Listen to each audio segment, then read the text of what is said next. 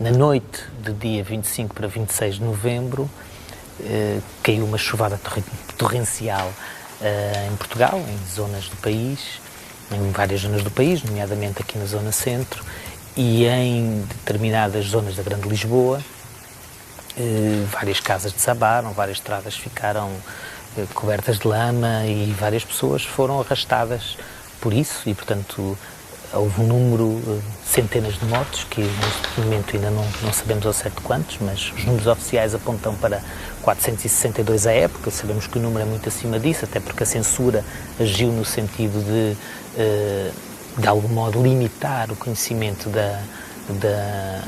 das vítimas mortais e, portanto, o que aconteceu foi isso, não é? Uma grande tragédia.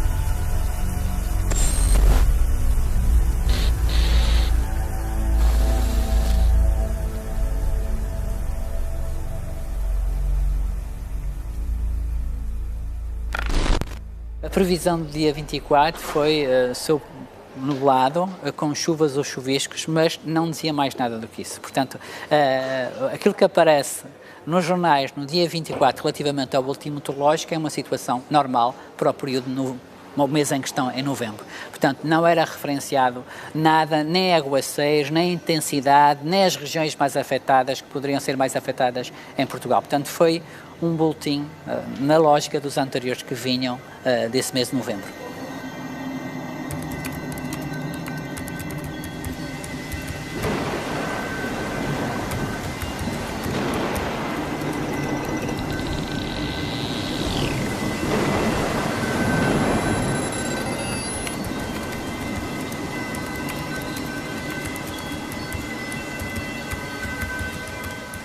Aquilo que nós estamos a falar é que é um evento excepcional, muito rápido e brutal. Portanto, rápido no tempo, em termos temporais, estamos a falar, portanto, no espaço de 2, 3 horas, portanto, é aí que se desenvolve, digamos assim, que atinge a sua maior magnitude, não é? E com consequências brutais. Aquilo que se fala é cerca de 1.300, 1.400 desalojados, fala-se em perdas de cerca de 1.500 casas, fala-se em termos de prejuízo de 3 milhões de dólares à altura, digamos assim, creio que é um número muito baixo, não é? Portanto, houve cavalarias em que os cavalos também acabaram por morrer, milhares de cabeças de gado também que acabaram também por morrer com as inundações. Portanto, digamos que o cenário deveria ser um cenário dantesco, poderemos dizer.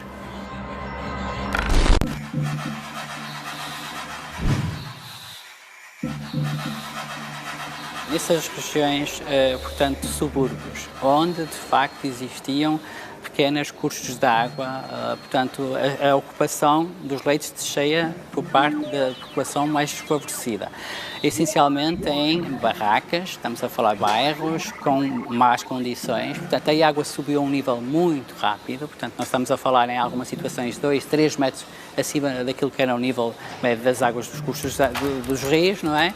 E, evidentemente, que pelo facto de que essas áreas tinham sido desprovidas de vegetação, tinham sido deixadas de ser agricultadas. Portanto, a agricultura deixou de ser uma prática comum nessas regiões, sendo feita só, digamos assim, a título de sobrevivência em pequenos quintais.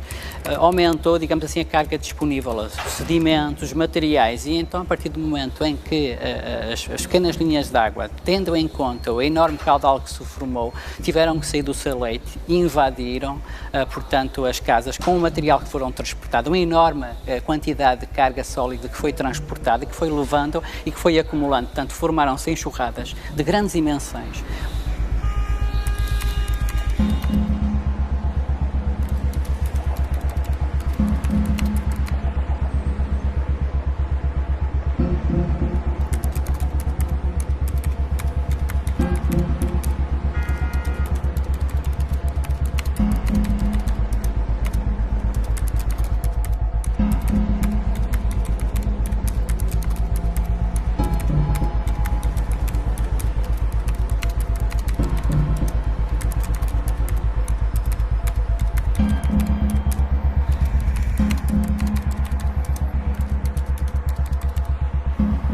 todo o dia a chover, todo o dia a chover.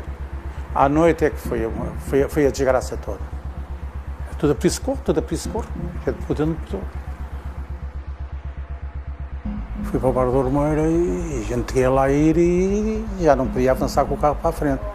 E então a gente queria avançar para a frente, não podia, porque a água era muita, mas via as casas, que aquilo eram casas de madeira, e estavam sentadas em cima de uns pilares.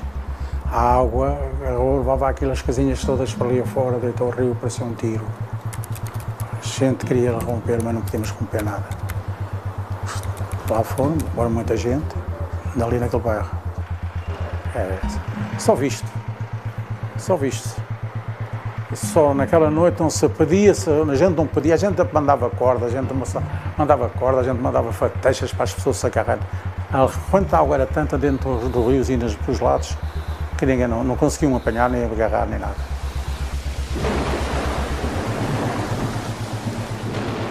Aquilo era um filme de terror.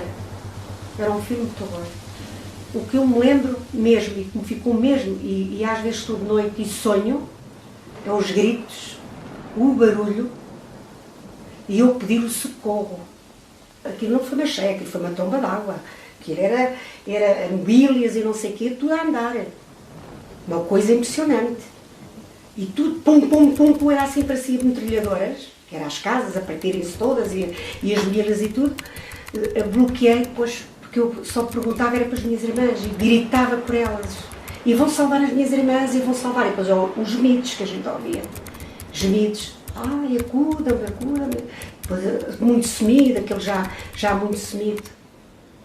E eu já tinha um pressentimento que eu depois esfaleci mesmo em cima do telhado. E os bombeiros é que foram buscar. A gente não os viu. A gente viu era as casas e a aflição das pessoas a gritar lá dentro. Acuda-me, a gente podia acudir. A gente só ouvia os alarmes dos bombeiros dizendo para a gente aguentar o máximo. Já não havia luz no bairro. A gente ficou um bocado antes, mas muito antes da capela, que ainda hoje lá está, no Bar do Ormeira. Portanto, só viam as casas de madeira a ir com a corrente? Levavam, parecia um barco. E assim elas desapareceram.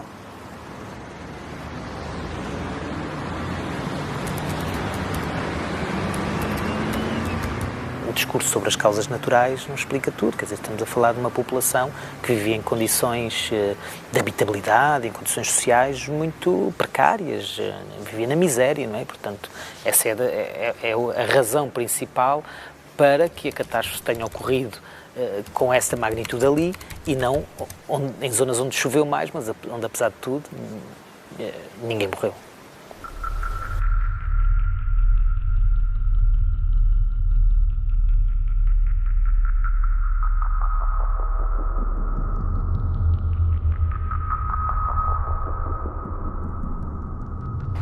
O dia foi imenso de chuva, mas aquela chuva que nós hoje chamamos a chuva do molha-parvos, não é?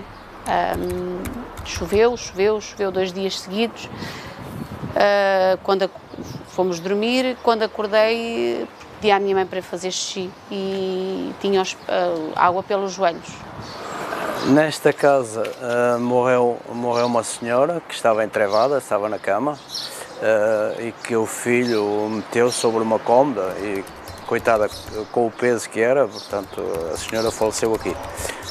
Eu morava mesmo em frente, na casa que se pode ver,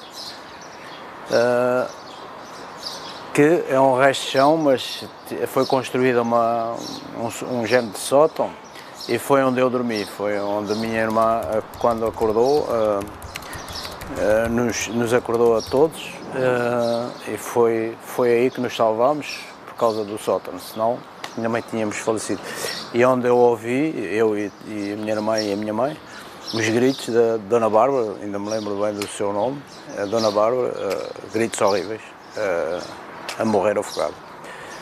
Ainda hoje a gente parece que sente os gritos, principalmente da senhora que estava aqui, porque nós estávamos aqui mesmo.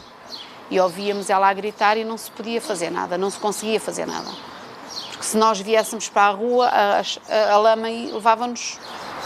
A água chegou mais ou menos a esta altura.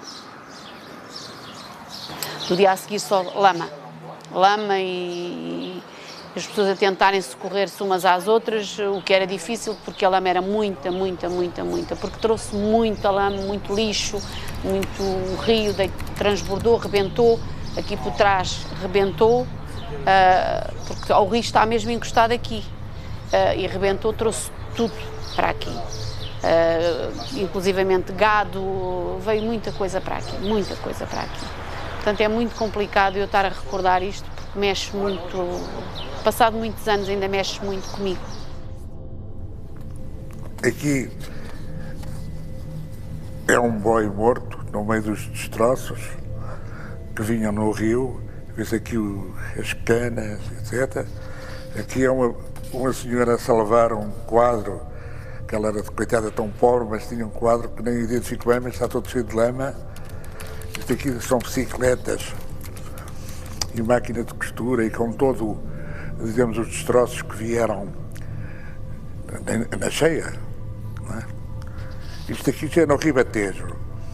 No Ribatejo é também a inundação, que tem aqui uma máquina de costura, algures, e todos os destroços de uma das casas que a destruíram, e um senhor, coitado, que ainda por cima não tem uma perna, e aconteceu-lhe mais esta desgraça. Aqui é o mesmo senhor com uma pessoa que o está a ajudar. Aqui é no Ribatejo também. A estrada desapareceu. Aqui é Sacavém. Isto eram pessoas que viviam numa barraca à beira-rio. Pessoas pobres.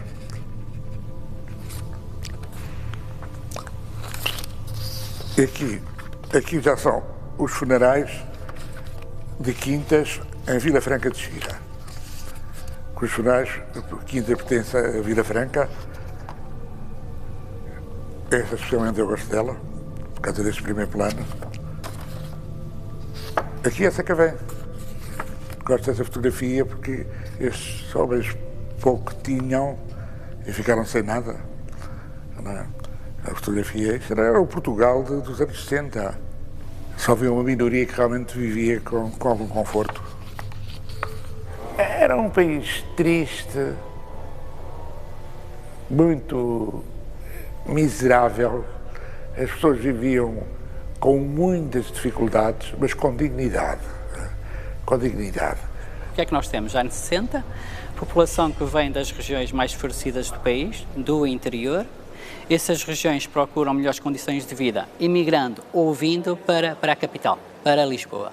Evidentemente que, nessa altura, a Lisboa não estava preparada para receber esse excesso demográfico de população, não estava preparada do ponto de vista das infraestruturas, do ponto de vista da política habitacional, portanto, do ponto de vista da oferta, não é?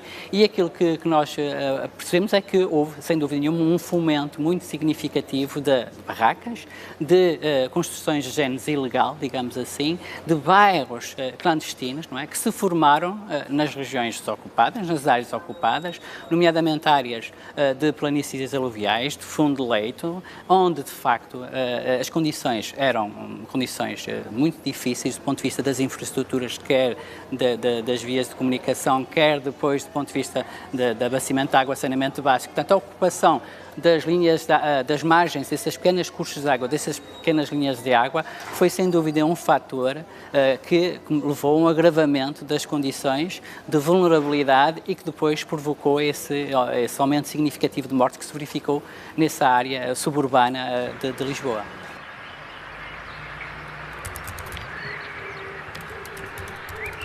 Quintas, 26/11/2016. Famílias e amigos, todos nós aqui reunidos pela mesma dor que há 49 anos que faleceram as nossas famílias e amigos, pedimos a Vós Senhor, pelos seus pecados, que pelas suas fragilidades tivessem cometido. Assim como Jesus morreu e ressuscitou, pedimos ao Senhor, pelos vossos servos, a quem o Senhor chamou para vós, que faleceram em Jesus, que Deus os levará com Ele à sua glória, paz às suas alminhas e muita luz. Foi uma noite mártir para toda a gente, muito mártir. A aldeia ficou uma tristeza e hoje ainda é, que isto era tudo primos. Isto não eram primos, eram tratados como primos, era uma família. Portanto, contando assim, família próxima, foi os meus avós e a minha irmã, uma tia por afinidade, e depois mais 26 pessoas, entre primos e tios e isso. E, entretanto, quando alguém mandou recado, não ouvi, ficámos sem telefone, sem eletricidade, sem nada. Quando alguém já assim de manhã cedo, não posso precisar as horas, mandou recado, uma pessoa conhecida do meu pai mandou recado para o meu pai que tinha encontrado a filha, completamente nua, com o relógio no pulso, parado entre as 10 para as 2 ou por aí. Voou para a vala e foi retirada da vala. Portanto, a minha irmã foi a primeira pessoa a chegar a Vila Franca, foi a única que esteve em cima da pedra. Entretanto, veio o caminhão da Câmara Grande, levou aquelas pessoas todas enlameadas, tapadas com lençóis, com cobertores. Era aquilo que tinham, traziam as pessoas dentro de casa, todas enlameadas, todas tapadas, e levaram-nas assim para Vila Franca, onde foram lavadas e arranjadas para fazer os funerais. Aquilo era perigoso, tínhamos de estar ali em cima de um barrote, estamos ali desde a 1 da noite até às 6 da manhã. E depois estivemos ali já. Até alguém que veio buscar, foi ali para uma casa ali para cima, ali do alto para lá, que me prestou uma roupa.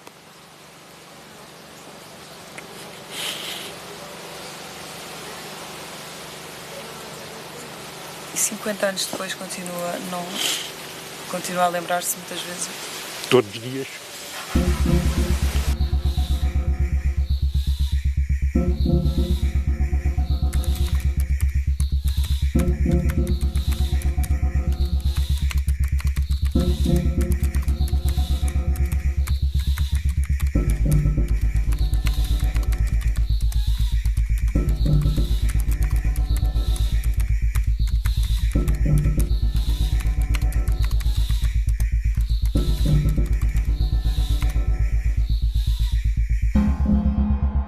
Quais são as marcas deste episódio localmente? Porque é verdade que nós não temos uma narrativa nacional sobre este episódio, quer dizer, não sei se algum Presidente da República se lembrou de homenagear aqueles mortos, ou eventualmente, quer dizer, o Estado se calhar nunca o fez, mas se calhar localmente isso existe, essa memorialização local é provável que existe. Isso é uma hipótese, porque eu não sei, mas... Ou seja, o facto de estarmos a falar de zonas desfavorecidas e de populações desfavorecidas ajuda a perceber a dificuldade de inscrever um episódio desta magnitude na memória pública, mas não pode ser só isso, porque o episódio é demasiado grande para ficar no silenciado, no domínio do silenciado.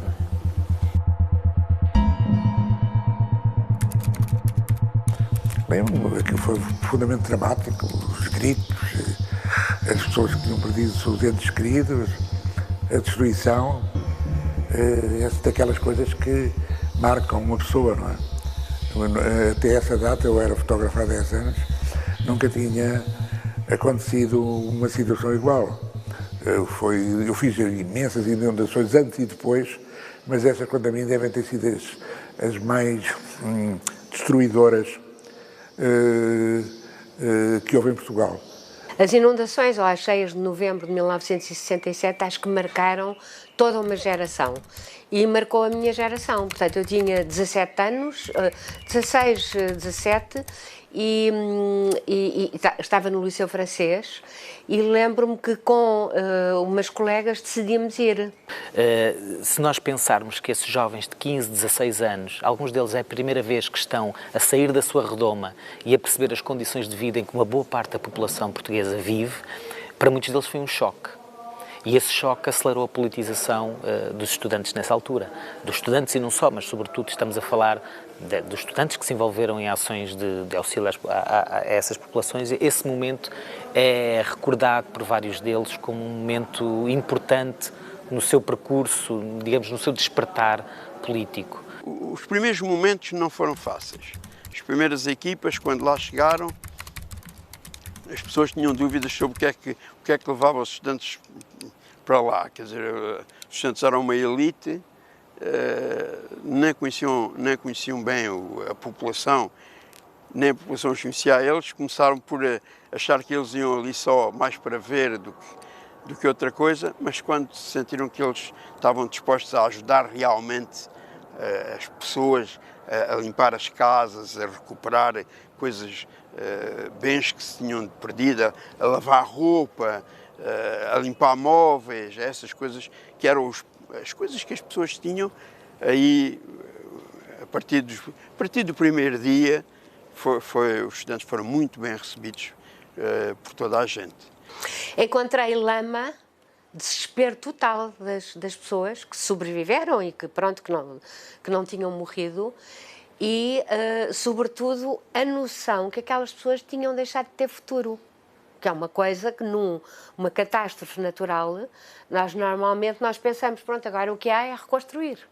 E o que há é haver um Estado que apoie estas populações, que em democracia é isso, não é? E nas opiniões públicas. E ali percebeu-se que ninguém esperava nada de cima, não é? Que aquilo era cada um por si, contava por si. Não havia Estado Social na altura, portanto não havia sequer essa noção de que o Estado era responsável pela nossa saúde, pela nossa higiene, por essas questões todas, não é? Era cada um por si, portanto o desespero misturado com a lama. Lembro que a lama foi qualquer coisa, porque nós íamos com botas, essas coisas, nós ficávamos completamente submersos com lama assim, e já tinham passado uns dias, nós não fomos nos dias imediatos, aí nem se podia ir. Desde Odivelas até quase à Malveira, toda a gente sofreu aqui muito.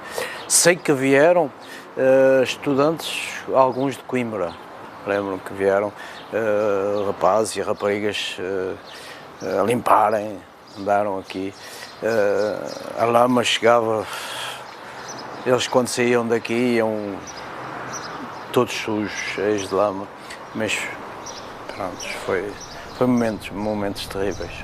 Não há capacidade de resposta, não estão organizados, a sociedade não está organizada, não é? Reparem, só no dia seguinte, às 11 horas, é que descolam os primeiros helicópteros, só 2 ou 3 dias depois começam a ser socorridas determinadas áreas mais afastadas do centro de Lisboa, não há equipamento para retirar a lama, portanto há um conjunto de situações que tem que ser a sociedade civil. A sociedade civil teve um papel fundamental para dar a resposta, mais do que propriamente o Estado. O Estado não teve capacidade, portanto, mostrou-se totalmente ineficaz naquilo que tem a ver com o salvamento, o socorro, portanto, falhou na alerta, portanto, não fez a alerta como tinha falado, não é? Portanto, foi uma situação muito rápida e que não dificultou muito a atuação por parte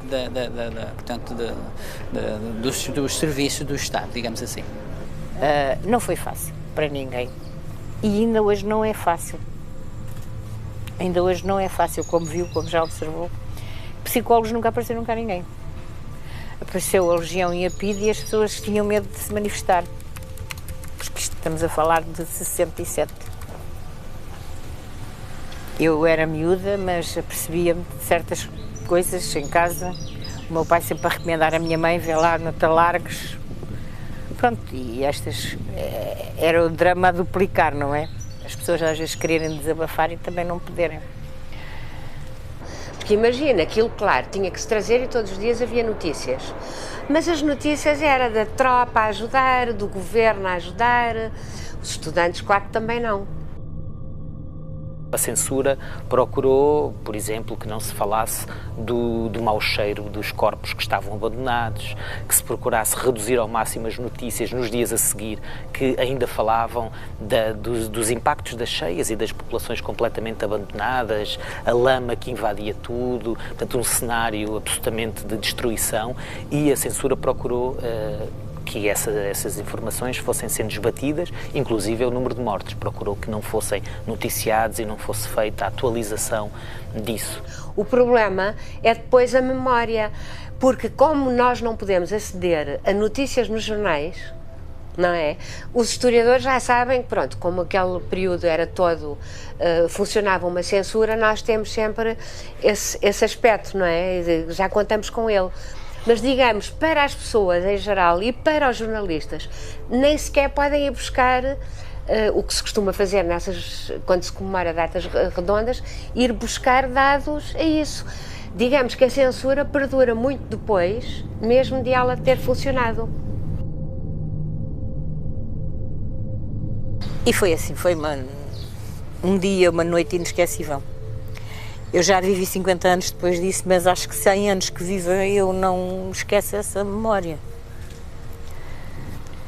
Mas a saudade, cada vez parece que aumenta mais. Não esquece. É mesmo que vai passando os anos, mas a gente não esquece. Ainda hoje é difícil vir aqui a esta zona. Tive muitos anos sem vir aqui e moro na Flamenga, não me sinto bem aqui. As recordações são muitas e não me sinto bem aqui.